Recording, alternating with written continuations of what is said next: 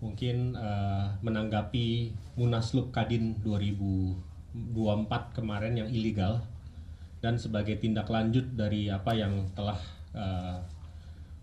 disampaikan oleh Bapak Ketua Umum Kadin Indonesia Pak Arsyad Rashid di kesempatan konferensi pers kemarin, bahwa Dewan Pengurus Kadin Indonesia memiliki wewenang untuk melakukan investigasi, pemeriksaan dan pengkajian atas pelanggaran organisasi tersebut. Untuk itu hari ini kami dari jajaran Dewan Pengurus Kadin Indonesia bersama para narasumber, saya ingin memperkenalkan. Yang pertama itu adalah Pak Hamdan Zulfa, Kuasa Hukum Dewan Pengurus Kadin Indonesia, mantan Ketua Mahkamah Konstitusi Indonesia periode 2013-2015. Kemudian ada Mas Daniswara K. Harjono, Wakil Ketua Umum Bidang Hukum dan HAM Kadin Indonesia, yang akan menginformasikan sejumlah temuan berupa bukti-bukti yang sah dan meyakinkan dalam bentuk surat-surat serta dokumen yang digunakan untuk mempersiapkan Munaslup ilegal tersebut. Jadi penting ini rekan-rekan media untuk kami sampaikan. Tanpa perlu berpanjang lebar, langsung saja saya ingin mempersilahkan Mas WKU Bidang Hukum dan HAM, Bapak Thomas Daniswara Harjono, untuk menyampaikan pernyataan pembuka, dilanjutkan dengan informasi temuan dari Kuasa Hukum Dewan Pengurus Kadin Indonesia sekaligus Ketua Mahkamah Konstitusi Indonesia pada periode 2013-2015, Bapak Hamdan Zulfa. Kami persilakan Mas Danis, silakan. Baik, terima kasih Pak Firly, WKU Bidang Komunikasi. Saya Daniswara Harjono, Wakil Ketua Umum Bidang Hukum dan HAM Kadin Indonesia. Dan sebagaimana kita ketahui bersama bahwa berita sudah keluar. Kita juga tentunya banyak hal, terutama kami dari Kadin Indonesia, kita merasa sangat prihatin, dan juga tentunya kejadian Munaslup yang dilaksanakan tidak berdasarkan ketentuan yang ada, ini mengakibatkan prahara, mengakibatkan sesuatu yang bisa sebagian orang sebutkan sebagai kudeta terhadap kepengurusan Kadin Indonesia. Kita tidak menginginkan hal ini.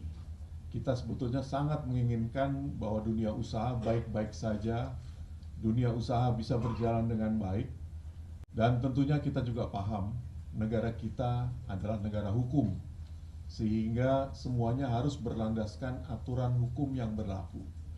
Pertama, kita tahu bahwa ada Undang-Undang Nomor 1 Tahun 1987 tentang Kadin Indonesia. Kemudian, sebagaimana layaknya organisasi, tentunya ada anggaran dasar, ada anggaran rumah tangga.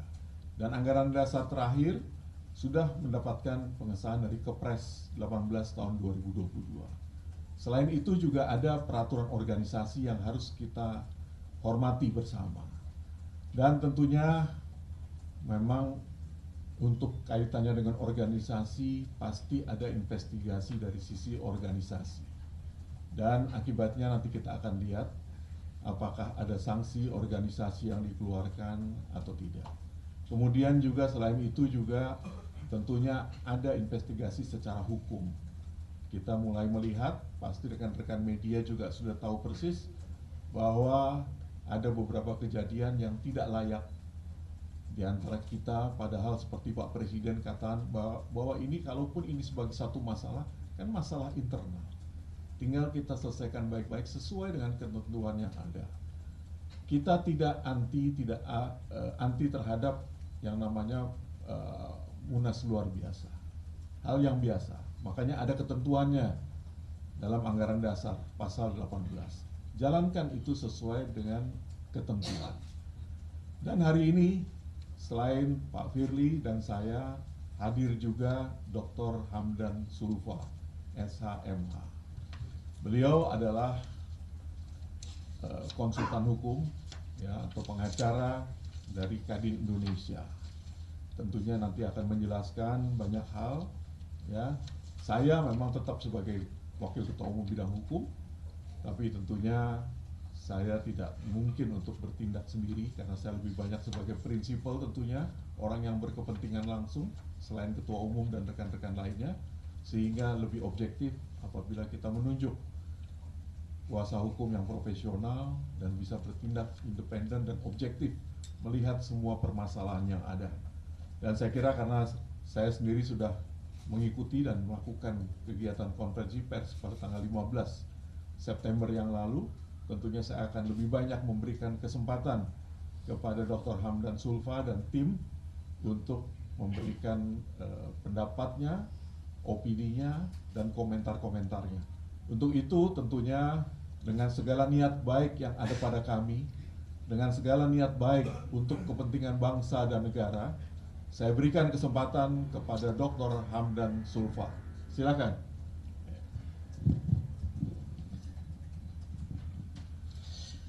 Terima kasih Pak Dani Suara.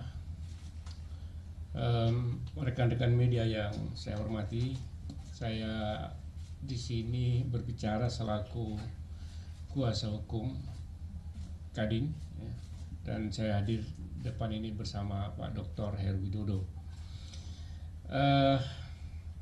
Saudara, saya langsung saja menyampaikan beberapa hal yang penting, ya, yang berkaitan dengan masalah yang dihadapi oleh Kadin pada saat sekarang ini. Kadin itu adalah sebuah organisasi yang sudah sangat established, ya, terbentuk dan lahir berdasarkan Undang-Undang Nomor 1 Tahun 1987. Sudah puluhan tahun, ya, yang sudah memiliki pengalaman dalam penyelenggaraan organisasi yang sudah mapan, sudah memiliki anggaran dasar, anggaran rumah tangga, dan pedoman organisasi. Ya, seluruh penyelenggaraan organisasi itu dilakukan berdasarkan undang-undang dan anggaran dasar, anggaran rumah tangga, dan pedoman organisasi yang ada.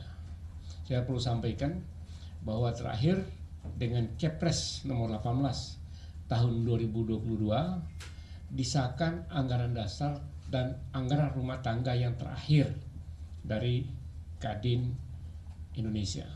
Saat itu setelah terpilihnya Ketua Pak Arsyad dari Munas Kendari, dan disampaikan kepada Presiden mengeluarkan Kepres nomor 18 tahun 2022 itu.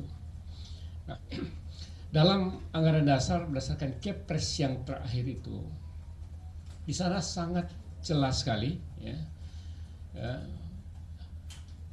apa yang harus dilakukan ketika dilakukan Munaslup. Ada dua syarat yang harus dipenuhi. Yang pertama, alasan-alasan dilaksanakannya Munaslup. Kemudian yang kedua, prosedur pelaksanaan Munaslup. Nah, itu diatur dalam pasal 18 ayat 1. Di sana dikatakan begini, pasal 18 ayat 1, bahwa musyawarah nasional luar biasa adalah munas yang diselenggarakan di luar jadwal berkala munas untuk minta pertanggungjawaban Dewan Pengurus Kadin Indonesia mengenai pelanggaran prinsip atas anggaran dasar dan anggaran rumah tangga dan atau penyelewengan keuangan dan perbendaharaan organisasi oleh Dewan Pengurus Kadin Indonesia dan atau tidak berfungsinya Dewan Pengurus Kadin Indonesia. Ada tiga alasan. Yang pertama, ada merupakan pelanggaran prinsip atas anggaran dasar. Kemudian yang kedua, penyelewengan keuangan dan kebenaran. Kemudian yang ketiga, Kadin Indonesia tidak berfungsi. Dari tiga alasan ini, ya, tidak ada satupun alasan yang terpenuhi untuk melaksanakan Munas luar biasa. Tidak ada pelanggaran prinsip terhadap anggaran dasar, anggaran rumah tangga. Tidak ada pelanggaran-pelanggaran yang masalah keuangan dan kebenaran. Dan tidak ada juga pelanggaran atau Kadin itu tidak berfungsi. Semua normal-normal saja. Tidak ada masalah apapun yang memaksa harus dilaksanakan Munaslup. Itu alasan. Saya kira sangat clear. Ya. Tidak ada alasan untuk melaksanakan Munaslup. Kemudian yang kedua, prosedur. Nah, kalau pelaksanaan Munaslup itu inisiatifnya harus dari anggota yang memiliki hak suara. Di Kadin itu ada dua kelompok anggota yang memiliki hak suara, yaitu Kadin Provinsi, kemudian yang kedua anggota luar biasa. Nah, untuk melaksanakan Munaslup harus ada inisiatif atau permintaan dari 50+1 anggota dalam tingkat provinsi dan setengah dari jumlah anggota luar biasa yang memiliki hak suara. Kemudian mereka harus ada suatu kesepahaman bersama, dan kalau itu pelanggaran-pelanggaran itu mereka temukan, maka mereka harus menyampaikan peringatan tertulis kepada Kadin dalam waktu 30 hari. Kemudian kalau juga tidak diperhatikan dalam waktu 30 hari,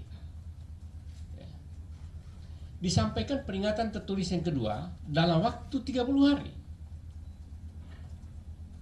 Jadi ada dua.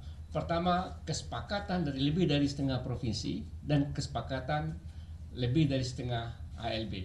ALB ini adalah asosiasi pengusaha atau perkumpulan organisasi pengusaha. Nah, dari dua-duanya tidak ada yang terpenuhi. Ya. Tidak ada juga permintaan kepada Kadin Indonesia untuk melaksanakan Munaslup.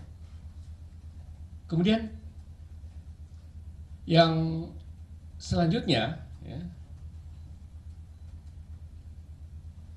30 hari tidak ada. Kemudian panitia penyelenggara Munaslup haruslah dari 30 Kadin yang memiliki inisiatif untuk melaksanakan Munaslup itu. Nah, saya ingin sampaikan bahwa dua prosedur ini tidak terpenuhi dan tidak ada. Satu, peringatan tertulis 2 kali, 2 kali 30 hari.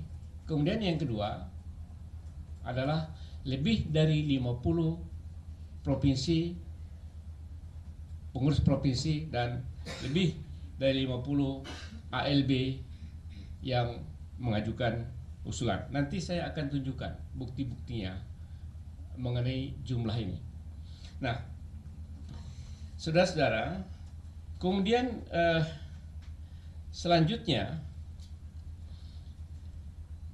di dokumen ini ya, ada 21 Pemprov, ya, ada 21 Pemprov yang diwakili oleh ketua umum masing-masing yang menolak Munaslup. Sementara jumlah Pemprov yang berhak yang berhak mengadakan Munaslup harus dihitung pada Pemprov yang hadir pada Munas yang lalu, yaitu 35. Jadi 35 dikurang 21 berapa itu? Kalaupun ini semuanya ada, tidak memenuhi 50% per 1. Jadi hanya 14. Nanti kami belum verifikasi lebih dalam yang 14 ini apakah juga memenuhi syarat atau tidak. Tapi yang pasti dari penolakan 21 Pemprov tidak terpenuhi syarat untuk lebih dari 50% Pemprov. Jadi saudara-saudara, itu dua hal yang pokok saya ingin sampaikan, bahwa sekali lagi dari sisi alasan dan prosedur menurut anggaran dasar dan anggaran rumah tangga Kadin, Munaslup itu adalah tidak sah. Oleh karena itu sampai sekarang adalah pengurus Kadin yang sah ya, secara hukum adalah pengurus Kadin di bawah Pak Arsyad. Ya. Jadi itulah saudara hal-hal yang pokok yang perlu sampaikan untuk pertama sekali pada kesempatan ini. Ya. Terima kasih. Ya.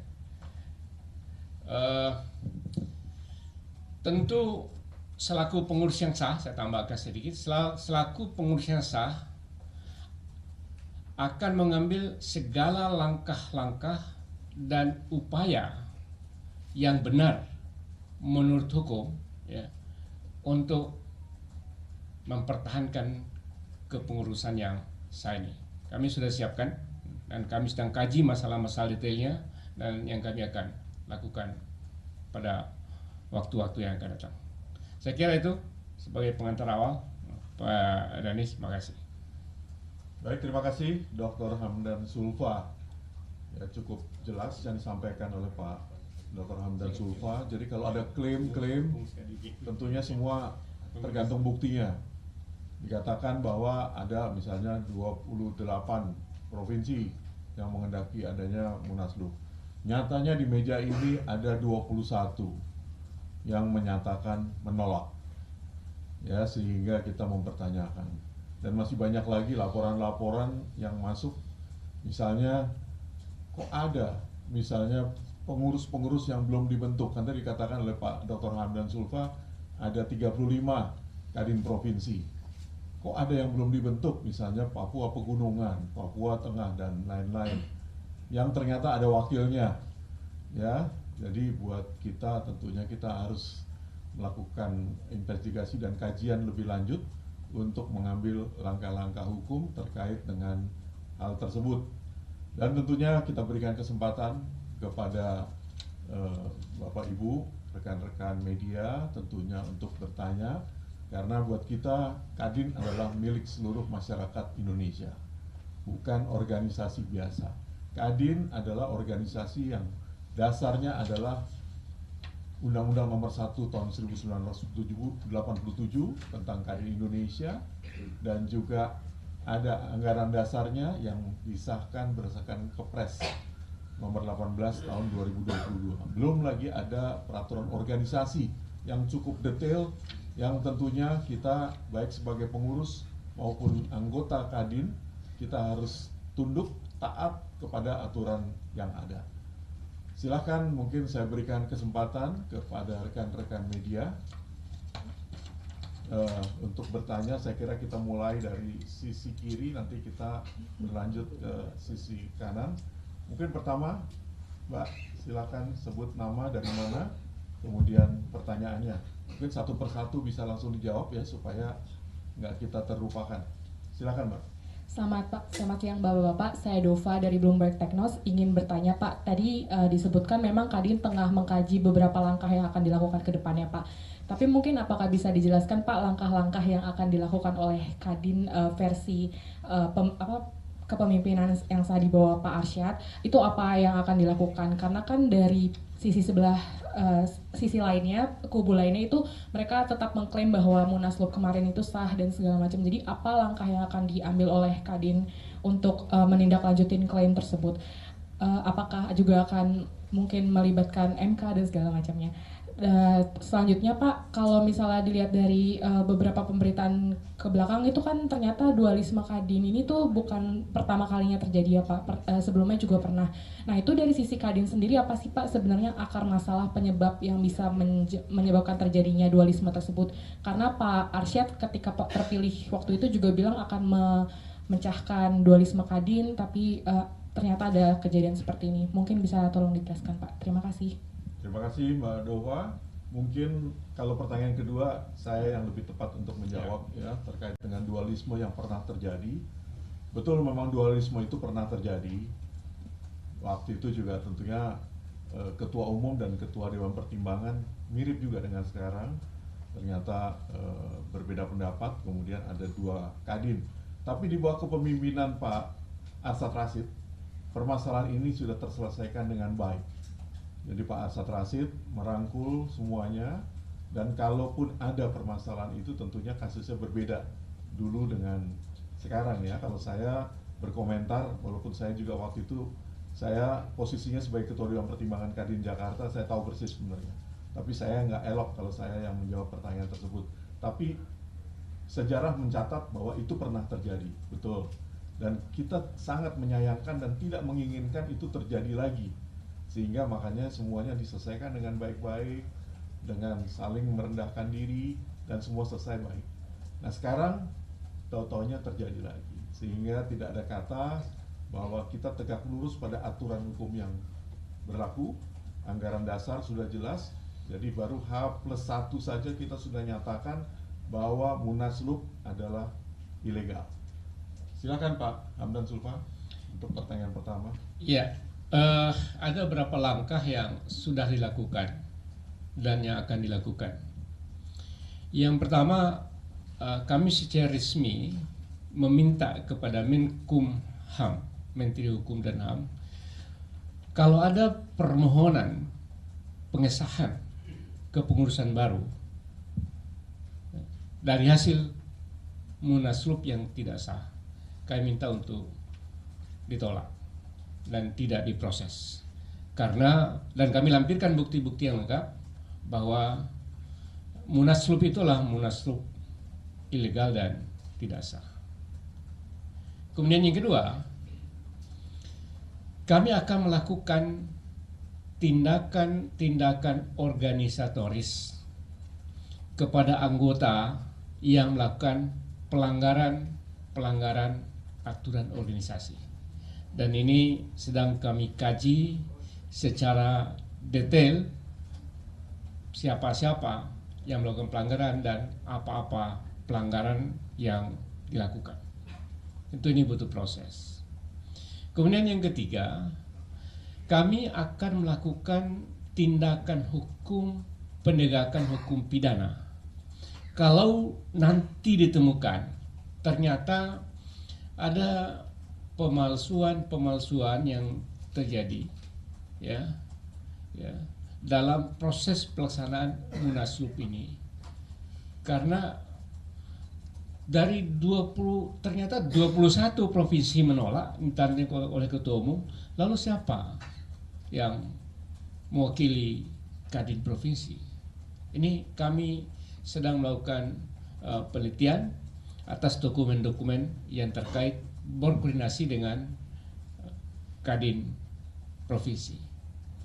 Kemudian yang terakhir, tentu ya, langkah paling akhir, ya, kami akan melakukan upaya hukum pembatalan hasil Munaslup melalui pengadilan.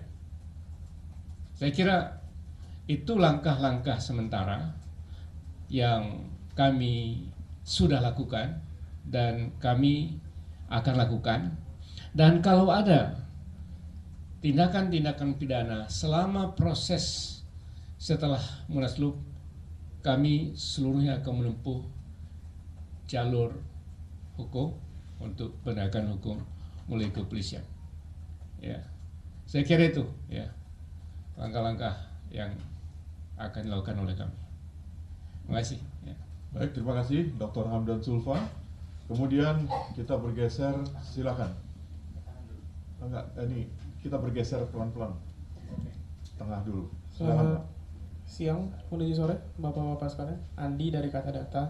Ada beberapa pertanyaan, Pak. Tadi Pak Hamdan bilang bahwa akan membawa pembatalan Munaslup ke pengadilan. Ini kan jatuhnya organisasi ya, Pak? Kan saya sebatas pengetahuan saya, pengadilan tuh ada pidana, tata niaga, sama perdata. Ini pengadilan yang mana ya, Pak? Kalau soal organisasi itu yang pertama. Terus yang kedua, mulai pagi ini ada kabar beredar bahwa Pak Arsyad ke istana untuk minta presiden nggak nerbitin Kepres terkait pengesahan Munaslup. Mau memastikan kabar itu aja, Pak, itu benar atau enggak? Dan kalau nanti Kepres itu terbit, langkah selanjutnya tuh akan seperti apa sih, Pak? Ini kan kalau Kepres itu amit-amit ke terbit, malah tambah jadi ruwet banget kan ini masalahnya. Itu udah ada mitigasi yang disiapkan sampai ke sana belum? Itu aja, makasih. Baik, silakan Pak Hamdan Zulfa. Iya. langsung. Ya, saya langsung saja masalah pengadilan. Kami sedang meneliti secara detail dokumen-dokumen yang ada. Ya, ya, tentu untuk pembatalan itu kita lakukan ke pengadilan negeri. Ya, ya, kita lakukan pengadilan negeri. Karena ini adalah masalah yang terkait dengan masalah organisasi di Kadin sendiri. Tidak ada dalam anggaran dasarnya mekanisme penyelesaian internal organisasi seperti di partai politik. Partai politik ada mahkamah, ya, mahkamah partai. Tapi kalau di Kadin ini belum ada, karena itu ya tentu akan dilakukan upaya hukum ke pengadilan. Beratap. Kalau pidana lain lagi, tetap saja kalau pidananya ada, itu tetap. Itu tadi saya sudah sampaikan. Kalau itu ada pidana, tetap kita akan proses. Ya, kayak itu pidana tidak mengenai organisasi, tapi mengenai tindakan orang sorangan. Ya, baik. Baik, terima kasih. Jadi memang bisa perdata, bisa pidana. Kalau perdata, menurut saya sih perbuatan melawan hukum lah. Itu jelas bertentangan dengan undang-undang yang berlaku. Karena nggak mungkin wan prestasi karena nggak ada kaitannya perjanjian. Baik, kemudian yang terakhir kalau Kepres mengenai Kepres. Ya, saya ingin mengquote ya dalam pernyataan Presiden yang terakhir. Saya kira kita sangat menghargai itu, pernyataannya sangat bijak disampaikan oleh Presiden. Presiden tidak akan mencampuri urusan internal Kadin. Jadi biarlah ini diselesaikan secara internal, dan kami akan menyelesaikan secara internal apakah ya berdasarkan musyawarah ataupun ya akan mengambil langkah-langkah hukum. Saya kira itu. Baik, makasih Pak Hamdan. Mungkin pertanyaan yang tadi ada 3 pertanyaan ya. Yang terakhir, info Pak Arsyad ke istana, saya malah nggak tahu. Saya nggak tahu, nggak ada terinformasi hal tersebut. Mungkin Pak Wakau ada informasi? Nggak ada informasi. Jadi kita nggak pernah tahu. Baik, selanjutnya silakan Pak.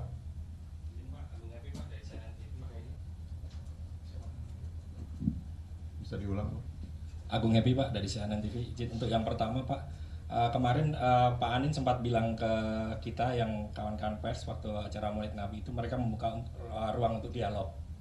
Nah ini apakah sudah ada pernyataan atau surat ataupun membuka komunikasi ke pihak dari Pak Arsyad? Kalau sudah ada, bentuknya apa dan bagaimana? Itu yang pertama. Terus yang kedua Pak, kalau boleh tahu Pak, surat ke Presiden itu isinya apa Pak?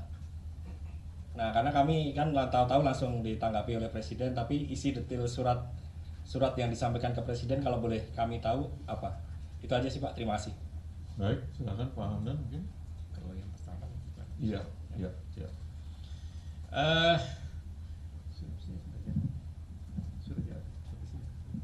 Jadi prinsip begini, Kadin itu di undang-undang pemerintah itu sebagai pengawas dan melakukan pembinaan. Jadi dalam kaitan dengan itulah surat ke Presiden itu.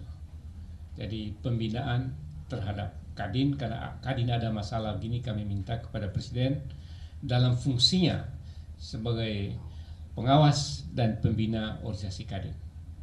Saya kira itu dia prinsipnya. Ya. Yang kedua Pak Dani Suara. Baik, kalau ruang dialog Pak ya, pada dasarnya ini kita anggota Kadin semua, kita memiliki organisasi awal. Seperti saya, Himpunan Pengusaha Muda Indonesia, HIPMI, kemudian Himpunan Pengusaha Pribumi Indonesia, itu basicnya saya. Kemudian kita bersosialisasi, berkomunikasi, dan bersaudara. Artinya kita ini semua sahabat, kita semua saudara Pak. Namanya dialog itu pasti terbuka lebar. Hanya memang sekarang permasalahan sudah ada di depan kita. Mudah-mudahan nggak bergeser lebih lanjut, semakin runcing, apalagi kalau misalnya ada unsur pidananya itu agak sulit. Tapi sepanjang urusan perdata pastinya namanya manusia, apalagi kita merasa bersaudara. Kalau kita Dewan Pengurus, kita saling mengakui bahwa Pak Anin orang baik, Pak Arsyad pun orang baik. Dan harusnya kita semua di Kadin adalah orang-orang baik yang terpilih, yang tentunya taat asas, taat hukum, taat etika. Jadi demikian Pak dari saya. Makasih. Ada lagi? Kita bergeser. Oke, ke depan, silakan. Cik. Selamat siang Bapak-Bapak semua, saya Aji dari ADN Times Pak. Mungkin ke Pak Danis pertanyaannya Pak. Kemarin kan setelah konversi yang hari Minggu, Pak Arsyad bilang ada rapat lagi tentang terkait investigasi segala macam. Mungkin bisa dijelaskan ke teman-teman semua di sini hasil investigasinya seperti apa? Kan tadi di undangan juga katanya sudah ada anggota-anggota yang diduga menjadi inisiator. Mungkin siapa inisiatornya, mungkin apakah sudah diketahui dari Kadin Indonesia. Terus juga tadi Pak Hamdan bilang bahwa akan meminta Menkumham untuk tidak menerbitkan Kepres. Tapi kita tahu bahwa kemarin berbarengan dengan konvers Pak Arsyad hari Minggu, Pak Menkumham datang ke Menara Kadin ke acaranya Pak Anin. Seberapa optimiskah permintaan itu untuk tidak menerbitkan Kepres, tidak menerbitkan dari Kemenkumham itu? Dan kalau emang nanti tetap diterbitkan, akan seperti apa tindakan dari Kadin? Terima kasih. Ya, baik. Izin Pak, saya duluan Pak ya. Jadi memang pasca kita melakukan konferensi pers tanggal 15 September ya, kalau nggak salah berakhir di sore hari, siang sore hari. Kemudian malam hari kita melakukan pertemuan. Jadi kita menyatakan melakukan rapat badan pengurus harian yang diperluas. Diperluasnya artinya selain wakil ketua umum, kepala badan, juga dihadiri oleh ketua-ketua Kadin provinsi yang 21 orang yang sudah menyampaikan penolakan terhadap Munas luar biasa tersebut. Kemudian tentunya saling berbagi informasi, dan memang ada data-data awal yang sudah kita terima terkait dengan anggota-anggota kita yang melakukan pelanggaran-pelanggaran, baik pelanggaran organisasi maupun pelanggaran hukum. Tapi semuanya masih dalam proses Pak. Proses. Pasti dalam hal ini karena kita menyatakan itu munaslup ilegal, pasti ada yang melakukan pelanggaran organisasi, bahkan ada yang melakukan pelanggaran secara hukum. Sanksinya pasti berbeda. Ada sanksi organisasi. Itu memang yang memiliki kewenangan adalah Wakil Ketua Umum bidang organisasi untuk melakukan kajian dan investigasi. Tentunya nanti Ketua Umum akan mengambil tindakan tersebut. Selain itu, di bidang hukum, tentunya melalui saya sebagai Wakil Ketua Umum bidang hukum. Ini juga sedang dilakukan kajian, terutama oleh kuasa hukum. Kemudian nanti akan diverifikasi, pasti akan ada langkah-langkah hukum yang akan kita lakukan. Kemungkinannya seperti yang saya sampaikan, mungkin bisa ada langkah hukum gugatan misalnya. Bisa juga yang ada unsur pidananya, kita pun akan proses. Ya, tapi memang ini masih dalam proses Pak. Ini kan baru sekarang tanggal 17, berarti kan baru H+3 ya.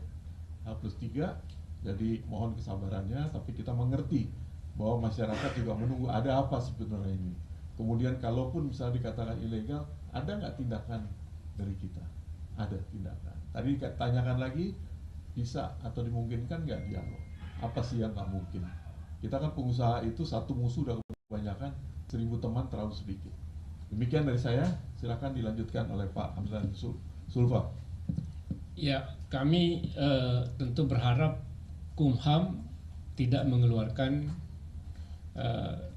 tanda pendaftaran dan pengesahan hasil munaslup.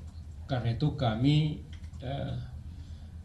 cepat-cepat mengirimkan surat kepada Menkumham ya, dengan data-data dan fakta yang ada bahwa munaslup itu adalah ilegal. Kami berharap itu tidak diproses dan ditolak. Saya kira itu. Kalaupun pada akhirnya, tapi saya tidak ingin juga berandai-andai. Saya sih berharap tidak akan keluar gitu, karena saya yakin Kumham mengerti bukan satu persoalan ini, dan saya juga menghadapi kasus seperti ini bukan ini saja. Ada yang terlanjur keluar, tapi pada akhirnya dibatalkan oleh pengadilan misalnya, dan ada yang terlanjur keluar memang sah benar tidak bisa diganggu.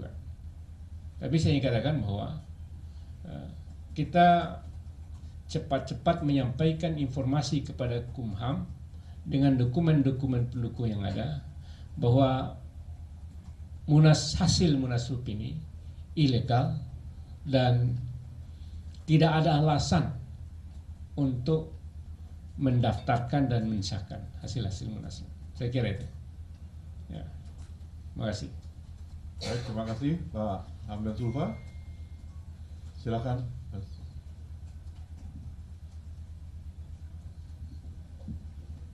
Siang Pak, saya Dias dari Tribun News. Izin mau tanya satu pertanyaan aja Pak.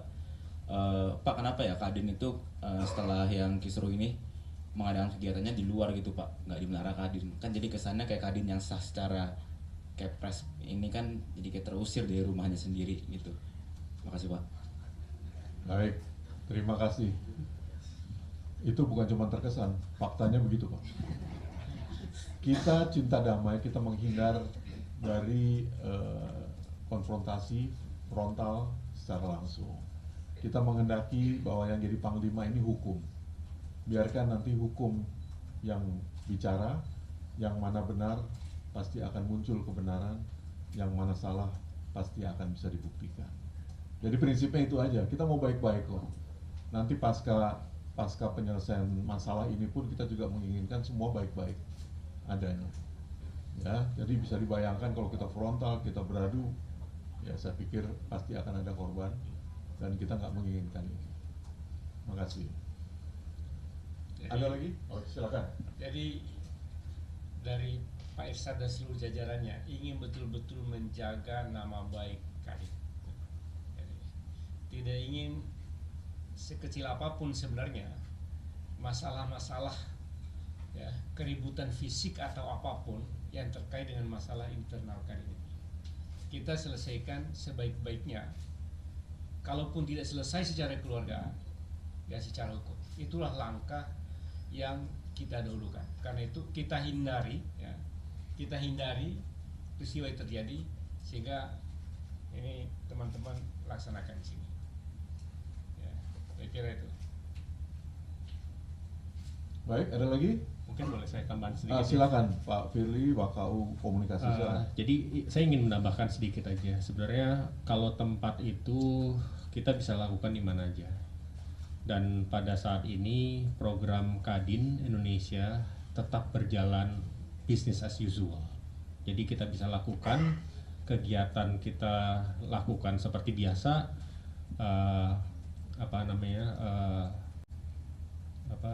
Servis atau pelayanan terhadap anggota juga berjalan lancar. Kegiatan dengan para stakeholders baik itu dari kedutaan ataupun asosiasi organisasi lainnya baik dari nasional atau internasional pun tetap berjalan. Jadi kami di sini memastikan bahwa business as usual, tidak ada gangguan sama sekali. Gitu. Mungkin itu ya Mas, saya ingin saya tambahkan. Terima kasih Mas. Baik, terima kasih. Jadi yang pasti bahwa pelayanan tidak akan tertunda. Kita sadar betul kok. Kita menginginkan Indonesia Emas 2045, tidak ada yang boleh jalan di tempat, tidak boleh ada yang tertunda, tidak boleh ada yang terhenti. Semua harus berjalan sebagaimana apa adanya, apapun yang terjadi. Tentunya kita mengambil langkah sesuai dengan ketentuan yang ada.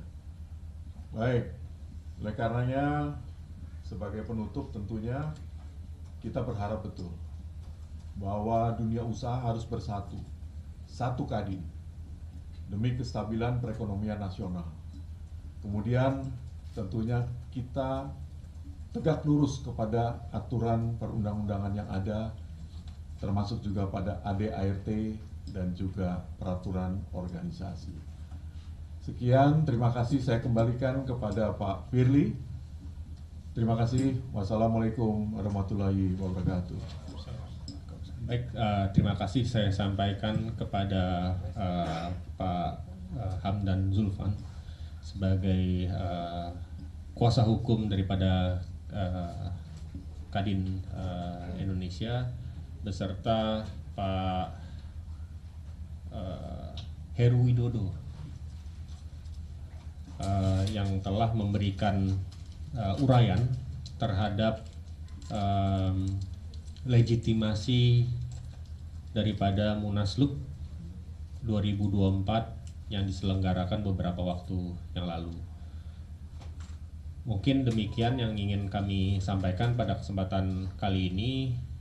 Terima kasih dan sekali lagi mohon maaf apabila ada kesalahan, salah kata atau tidak tepat waktu dalam memulai acara ini.